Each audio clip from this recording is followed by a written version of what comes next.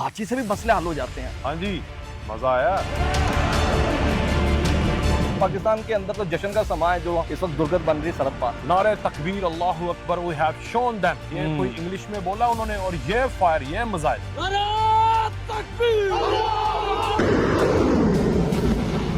वो फौलादी जज्बे वाले जवान जिनके दिलों में कुरान है, जिनकी जुबानों पे नारे तकबीर, अल्लाहु अकबर है, जब वो मैदान में उतरते हैं तो फिर ऐसा ही होता है। अस्सलाम वालेकुम नाज़रीन, मैं हूं हसन हाशमी और DNN न्यूज़ में खुश आमदीद। पाकिस्तान की फ़ौज ने फजर के बाद जिस तरह उड़ान भरी और पाकिस्तान की फ़िज़ाएं ने जिस तरीके से बम बरसा कर पूरे का पूरा इंडिया हिला कर रख दिया, ये वही लम्हात थे जिसके बारे में बार बार पाकिस्तान की अफवाज की जानिब से और पाकिस्तान की हुकूमत की जानिब से कहा जा रहा था कि जंग अच्छी चीज़ नहीं है, मत छेड़ो, बाज आ जाओ। भारत सोचना बिना, लेकिन भारत अपनी वो हठधर्मी में रहा और आपने देखा कि जिस तरह वो ड्रोन भेज रहा है, मिसाइल भेज रहा है, उसे लगा कि ये कुछ टेस्ट करते हैं, कोई रिएक्शन आ गया तो फिर बड़ा कोई कम कर लाएंगे। लेकिन पाकिस्तान की जानिब से बार बार वार्न करने के बाद नहीं समझे, तो उसके बाद फिर हम जब उड़े हैं तो हमने उड़ा कर रख दिया है। वक्कास मिलाना मेरे साथ मौजूद हैं और वक्कास के साथ हम इंटरनेशनल बॉर्डर पर मौजूद थे और वक्कास के साथ जाते हुए हमारी आपस में गपशप यही चल रही थी कि अज राती जड़ा है ना, भारत आखिरी रात थी बस साबित होगी ਉਹਦੇ वास्ते और पाकिस्तान की तरफ से बड़ा भरपूर जवाब दिया जाएगा। वक्कास, सबसे पहले तो बताएं, बैठकर हम जो बातें कर रहे थे गाड़ी में जाते हुए, और आप और हमारे यही जज्बात है कि बस अब इनका कचूमर निकाल देना चाहिए, और उसके बाद देखें इनका कचूमर अल्हम्दुलिल्लाह निकला कि अभी निकलता चला जा रहा है। अब वेलने जड़ा नहीं गन्ना देता, गन्ने ਨੂੰ मोड़ के फिर वेल नहीं देता। कि इस वक्त भारत कह रहा है कि जनाब बातचीत से भी मसले हल हो जाते हैं। मैं तो कह रहा हूँ पाकिस्तान के अंदर तो जश्न का समा है जो इस वक्त दुर्गत बन रही सरहद पार। बिस्मिल्लाहिर्रहमानिर्रहीम। हाँ जी, मजा आया। एक गल करना चाह रहे जनाब, मुतालिया पाकिस्तान हमेशा मजाक उड़ा है। 1965 के कारनामों का मजाक उड़ा है, 1971 के कारनामों का मजाक उड़ा है, 1999 के कारनामों का मजाक उड़ाया है। उसके बाद 2000 की जो सदी थी पूरी, और 2016 2019 उसका भी इन सुर्खों ने, जो कि लेफ्टिस्ट मैं कह लूँ सुर्खें हैं, जो कि कहते हैं यार ये मुतालिया पाकिस्तान, ये 23 मार्च क्या होता है, 23 मार्च ये मिसाइल दिखाना इस्लामाबाद की शाहरा के ऊपर, मिसाइल की नुमाइश करना, ये सब कुछ बेमानी है। मैं ये कहता हूँ कि खुदा की कसम, बड़ी बात, अगर 1 साल की मेरी तनख्वाह ना दें और मिसाइल खरीद लें, खरीदें, मैं कहता हूँ 2 साल की ले लें, मैं रोटी के क्या पानी के ऊपर गुजारा कर लूंगा, मैं घास के साथ खाना खा लूंगा, मगर मैं कहता हूँ दफाई निज़ाम इतना मजबूत करें कि दुनिया की ताकतें घुटने टेक कर कॉल करें, जिस तरह आर्मी चीफ को कॉल की है आज सुबह होते ही, फजर के बाद कॉल की है, विद इन हाफ आवर उनको पता चला है अमेरिका को कि भाई जिसको कमजोर समझ रहे हैं। और एक चीज भी वायरल हो रही है, वो ये है कि जिस देश को, पाकिस्तान को भारत का मीडिया ये बताता रहा ये तो कंगले हैं, ये तो लुट गए हैं, वो उनसे बेहतर जिंदगी गुजारते हैं, उनसे ज्यादा बेखौफ हैं, और उनसे ज्यादा, और ये अमेरिकी मीडिया बता रहा है, और उनसे ज्यादा दफाई निजाम मौजूद है। अब आ जाए जो बात आपने की है। कल मैंने आपसे 2 बातें की और वो बहुत कबल अज़ वक्त की थी। अभी यही टाइम था, सूरज निकला हुआ था। अब आपको अब ये ना कि मुर्शद कहना शुरू कर दें। नहीं, मुर्शद नहीं, मेरा मुर्शद तो chief of army staff Hafiz general Asim Munir है। जाओ, मेरा मुर्शद आज से मेरा मुर्शद है। मुर्शद साहब, जनाब ਤੁਹਾਨੂੰ सुरख भी सलाम, ਤੁਹਾਨੂੰ सबज भी सलाम, ਤੁਹਾਨੂੰ जमीन तो आसमान तक सलाम। अब जब chief of army staff general Hafiz Asim Munir के बारे में, अगर जब से ये हुकूमत आई और जब से इन्होंने कमान संभाली है, तो इनके बारे में जो सेंटिमेंट था मेरा भी कभी ना कभी कहीं ना कहीं डगमगाया है कि यार what he is doing, frankly speaking. ठीक है, मैं आपको ये बता रहा हूँ, हालांकि ये नहीं होना चाहिए था, मैं ये बात नहीं करता था, और मैं बात करता नहीं, मैं मोहब्बत करता हूँ उनसे, मगर कहीं ना कहीं दिमाग के सबकॉन्शियस में ये था।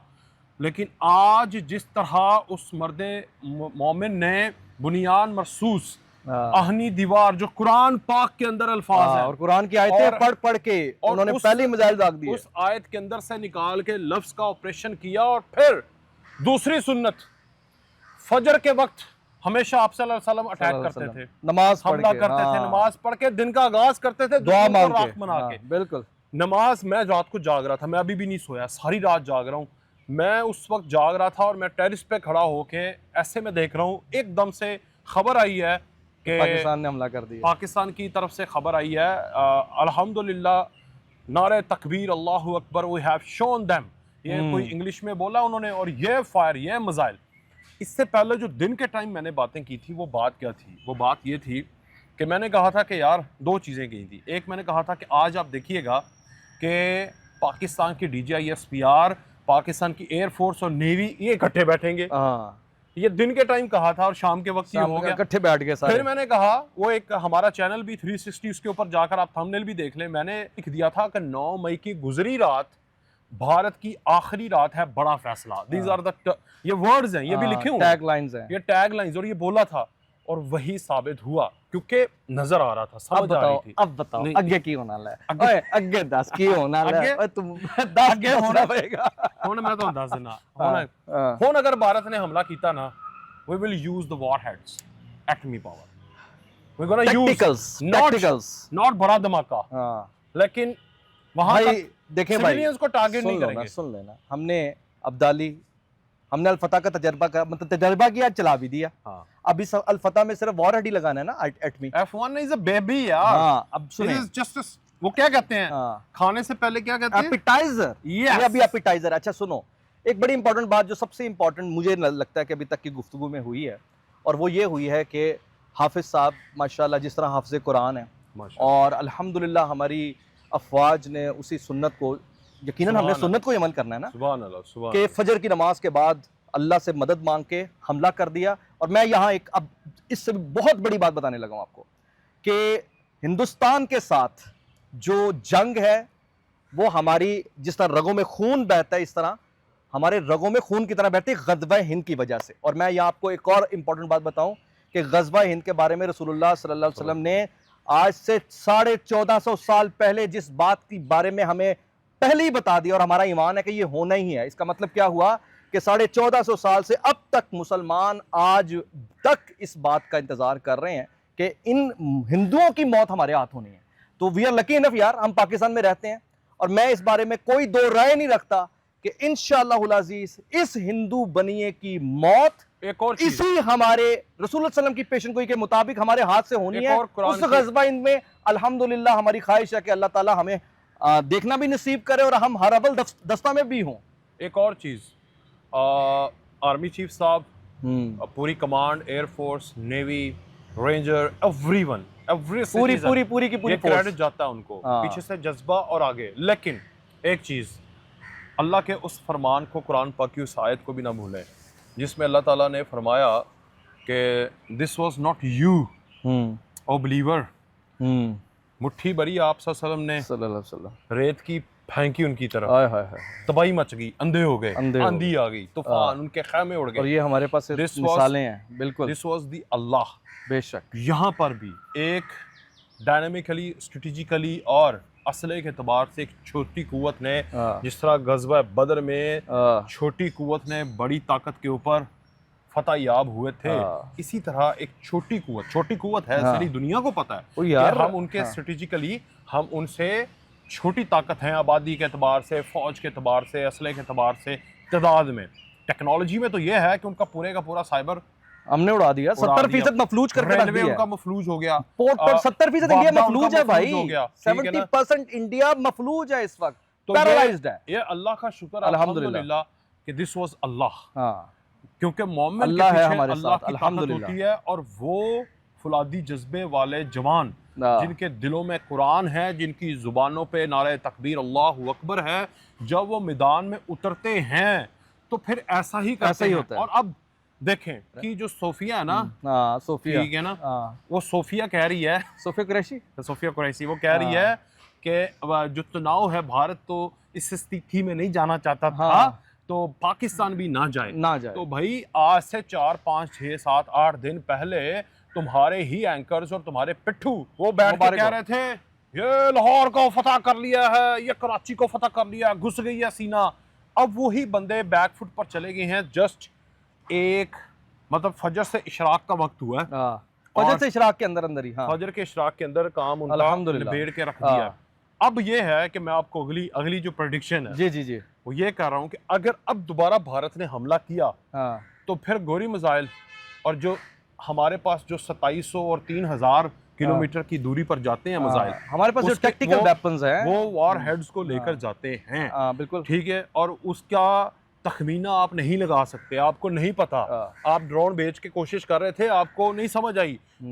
आपने फेज 6 में ड्रोन मारा, एक लड़का ड्रोन उठा के टैंकी पर आके निकल गया। वो एक तो बंदा कह रहे थे यार हमला होया ड्रोन दा की बनया, कहता कुछ नहीं बस आजकल मच्छर नहीं आ रहे। नहीं, वो दूसरा बंदा कह रहे सी 10,000 किलो तो मिल विक नहीं 10,000 किलो। चुकला अच्छा एक बात अभी आपने की ना, मैं समझता हूँ कि इस बात को मैं थोड़ा सा इलेबोरेट करना चाहूँगा, क्योंकि ये ख़ास तौर पर जो इंतशारी टाइप लोग हैं ना इसको बड़ा बनाते हैं कि पाकिस्तान और इंडिया का कंपैरिजन नहीं, वो इतना बड़ा मुल्क है, उसके पास इतने हथियार हैं या जो भी है सारा कुछ। ये बात हम ये कहते हैं कि मानने की बात है कि वाकई ऐसा है, लेकिन यार मैं यहाँ आपको एक बड़ी इंपॉर्टेंट बात बताने लगता हूँ। आपके इसी हमसाया मुल्क अफगानिस्तान में दुनिया के 45 ममालिक की अफवाज इकट्ठी हुई 20 साल तक, और उन्होंने एक एफ पाक डॉक्ट्राइन बनाया। उस एफ पाक डॉक्ट्राइन का सिर्फ मकसद टारगेट पाकिस्तान को करना है। उसमें इंडिया जैसी थर्ड वर्ल्ड कंट्री नहीं, जिसको टॉयलेट तक नसीब नहीं, जिनके लोगों को खाना तक नसीब नहीं, जो अपने एटमी असासों की हिफाजत नहीं कर सकते, उनके किलो किलो के हिसाब से मार्केटों में बिकते हैं। मैं भाई आपको सिर्फ ये बात बताना चाह रहा हूं, दुनिया की वो ताकतें जिन्हें हम अमेरिका कहते हैं, जिन्हें हम बर्तानिया कहते हैं, जिन्हें हम कनाडा कहते हैं, जिन्हें हम बेल्जियम फ्रांस कहते हैं, दुनिया के ताकतवर तरीन लोग 20 साल पाकिस्तान के सरहद पर रहे, तमाम एजेंसीज रहीं। इसी पाकिस्तान की फौज ने अल्हम्दुलिल्लाह उनको नथ डाल के रखी है। अल्हम्दुलिल्लाह आप देखें कि पाकिस्तान तरक्की करते करते, आज CNN की रिपोर्ट है भाई, आज की, the world best army is the पाक आर्मी। बेशक। तो भाई बात यहां पर यह है कि इंडिया से शायद हुए नहीं, हमारे पास अल्हम्दुलिल्लाह ये तमाम हथियारों के साथ सबसे बड़ा हथियार एटम बम है, ईमान का, तौहीद का। और इंशाअल्लाह अल्लाह की मेहरबानी से ये जो आपने अभी मनाजिर देखे हैं ये वाकई एपिटाइजर है। और मेरा जहां तक ख्याल है कि इंडिया ने दोबारा जुर्रत करनी है नहीं करनी, लेकिन अभी हमने ख़त्म नहीं की। लास्ट बात, हाँ यूथियो, इंतशारियो, एवरीबडी हु डिसबिलीव्स, जंगें असले से नहीं, ईमान से लड़ी जाती हैं, ईमान से लड़ी जाती हैं। और दूसरी बात एतमाद, भरोसा। वो एक फौजी की आपने वीडियो देखी है जो ये कह रहा था सबर करो, हो गया पाकिस्तानियों, थोड़ा सबर करो, हौसला करो। मुझे गौरव आर्या आया ना इधर, आप मेरे सामने आ, तो असल में आपने अपनी फ़ौज के ऊपर, अपने निज़ाम के ऊपर एतमाद रखना है, और आइंदा ये बात नहीं करनी 23 मार्च वाली, मुतालिया पाकिस्तान वाली बात नहीं करनी। बस बहरहाल मकसद सिर्फ इस सारी गुफ्तगू का सिर्फ ये था कि हम दुनिया को बताएं और दिखाएं कि अल्लाह ताला की मेहरबानी से हम कायम दायम थे, हम कायम दायम हैं, और हम कायम दायम रहेंगे। और इस बात को जहन में रखें, अल्लाह ताला की ये वाज़ेह निशानी है अक्लमंदों के लिए। अकल कर लेंगे तो ठीक है, वरना अल्हम्दुलिल्लाह पाकिस्तान की जो अफवाज है, पाकिस्तान की जो अवाम है, पाकिस्तान की जो हुकूमत है, वो अपना पूरे का पूरा जोर सिर्फ हिंदुओं को नहीं, इंडिया को नहीं, बल्कि पूरी दुनिया को दिखाए। जहाँ जहाँ जिस जिस को भी थोड़ी बहुत गलत फहमी थी, सारी गलत फहमी दूर हो गई है। खाना में इजाज़त दीजिए, अल्लाह हाफ़िज़।